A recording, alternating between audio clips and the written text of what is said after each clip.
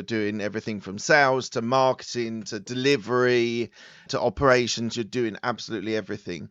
How many employees do you have?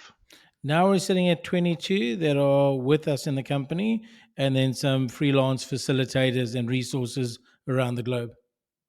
Yeah, and do you have managers of those people? Do you have that tier in between you and the doers? I'm very much on the E-Myth mentality. You have the Yes. entrepreneur, the operations guy, and then the doers. So effectively now three key partners, and then below us we're building the management layer, so operations manager, sales and marketing manager, and currently looking at building up a product manager. Amazing. Amazing. So for you, a business mindset is making sure that you can get to the point where the business works for you and you have, is lifestyle important to you, or are you more an empire builder, would you say? I think it's, for me, I don't think they're separated. I think it's very important to have lifestyle. But to put it in context, I think the key thing is to understand, and you were saying it now, Mark, when we start out in business, every dime spent is not a dime kept. So we're always thinking about, let me just do it myself, let me just do it myself. But that's at the cost of growth. Because the reason you employ people is not to help grow your business, is to free you up so you can grow your business. And Mm. often we don't see it that way. My hardest hire was my first hire, which was an executive assistant. And that took me way too long to do. So, very transparent. There was 2 years ago that I said, maybe I need someone to help me just with my admin and email. And from that, we've been able to scale our growth because now I have the one asset I can't get back, which is time. Yeah, absolutely. Awesome. Thank you for your openness. Tell me one thing about your upbringing which reflects on who you are today. I started my life as an engineer. It wasn't my fault. I come from a Dutch family, and generally, you got to be an engineer. Unfortunately, my dad passed when I was quite young. I was 12, but I grew up watching Airwolf, Knight Rider, and MacGyver.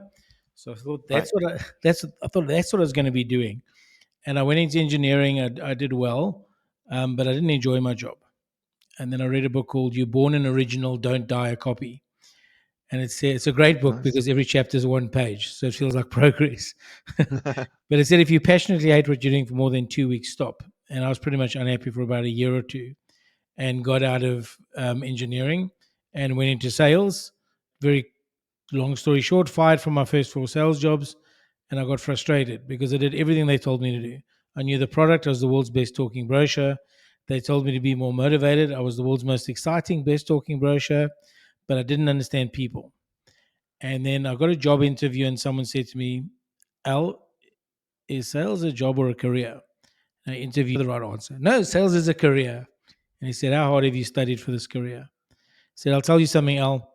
Sales is the best paying, hardworking job and the worst paying, lazy job. Treat this like a profession. Keep studying for the rest of your life and you'll succeed. And I said, okay, what do I read? He said, read books on psychology. And that's where everything changed. Went into sales, bought a sales training company, realized sales training wasn't working because of sales managers weren't being developed. So we went into the niche of sales management development. So, what did you decide when you were moving from engineering into another profession? Why did you choose sales? It was interesting. It wasn't by design. Pretty literally walking the street, and a mate pulled over in his car and said to me, "Oh, what are you doing?" And I told him, he said, "Why don't you come try it for us? We've got a sales team. I think you'd be good at it. You're good with people." And I thought, oh, that makes sense. Let me try it out. You can imagine my mother because she was going, "You're a what? Didn't you just study to be an engineer?" But yeah, that was the transition. And then there was a point I knew I always could go back to engineering. And Mark, I'm sure you've had this in your life. I'm sure many of the business owners on the call have. There's a time you actually have to burn that option if you think you're going to make it as an entrepreneur. You're great to have an education to fall back on, great that you maybe can get employed. But at some point, you've got to go, okay, I'm not going to keep stepping back into the safety net. I've actually got to make something of this. And that turning point's critical, painful, but critical. And you said about psychology. Hmm. So, maybe what did you study to get yourself? Because it sounds like it's emotional intelligence as well, rather than just understanding people and the psychology of people and how they act when they're on sales calls. Is that where you were looking for inspiration for education? Yeah, Mark, very openly, I wasn't sure what I was looking for. I still read about 60 books a year that are nonfiction. Just trying to understand. I'm a curious being. I think one of the first ones that were key was a book by Dr. Martin Seligman called Learned Optimism. And they realized that the number one predictor of sales success was the ability to be optimistic, because we have to believe that everything we do has might be a positive outcome. We can't give up.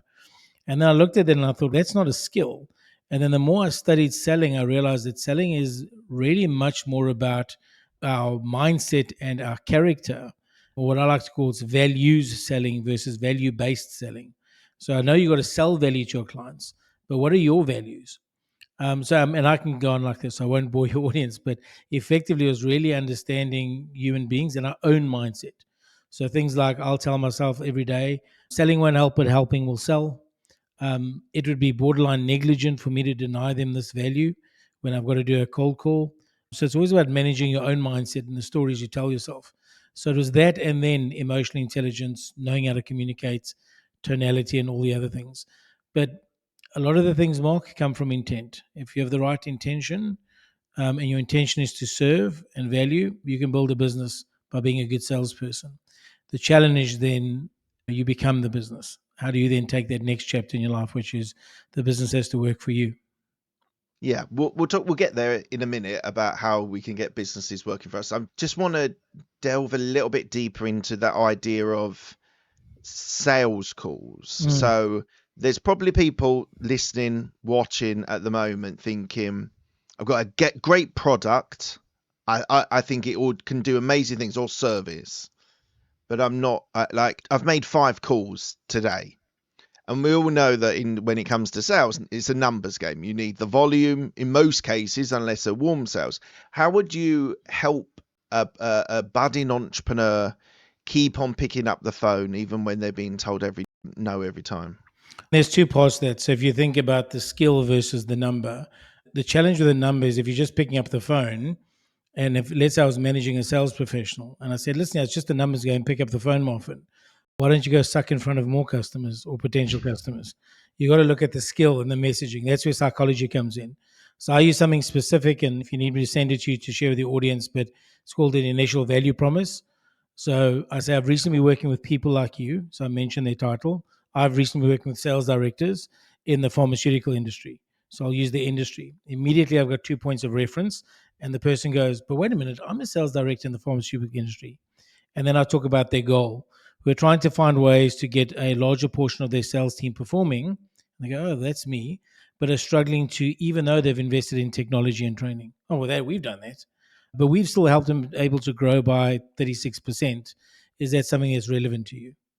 And if they say no, you say, thank you for your time.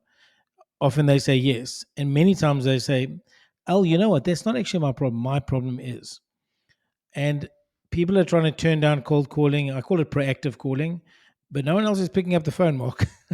Yeah. We go up against some big players who have massive sales teams who are all doing LinkedIn reach outs and doing email Yeah. reach outs. When I was picking up a phone and say, hey, listen, I've been working with heads of operations in large manufacturing companies who are struggling to find optimization in their supply chain, even though they've invested in lean marketing and SAP systems. Yet then someone's listening. So you got to find the relevance. Relevance is the currency of value. And so I still do sales calls, a few a week I've got a podcast guesting service, and I found a massive change in response when I wasn't rushing to the features or the benefits of the service. I was asking more questions and moving the conversation on from the successes, the way that people have been successful with using our service, which was a massive game changer. Like it feels, and I was talking to someone purely about sales recently, and they said that whole idea of features or benefits in a sales call is very old fashioned now. It's deemed a sort of old-fashioned way of approaching. How, like you said, you're building on reference points when you're talking. How does someone structure that conversation where they can get the most out of that interaction? The first thing we need to understand is the brain has something called a reticular activating system. Simply put, it's the bodyguard at the door of your mind. When you're calling someone, the brain's trying to find a link. The minute you sound salesy, I call it the feature advantage benefit avalanche. You would have experienced this. You pick up a phone, and you can see if they're speaking to the right person, you've been on for 3 minutes listening to something, you don't know who they are and what it is. So the first thing you want to do is set context. Hi, Mark. My name's Alan. I'm from Growth Matters. We have not met. I don't ask how you're doing, because how should I ask how you're doing when I don't know you, and they would be disingenuous. I immediately said context. My name's Alan. I'm calling from Growth Matters.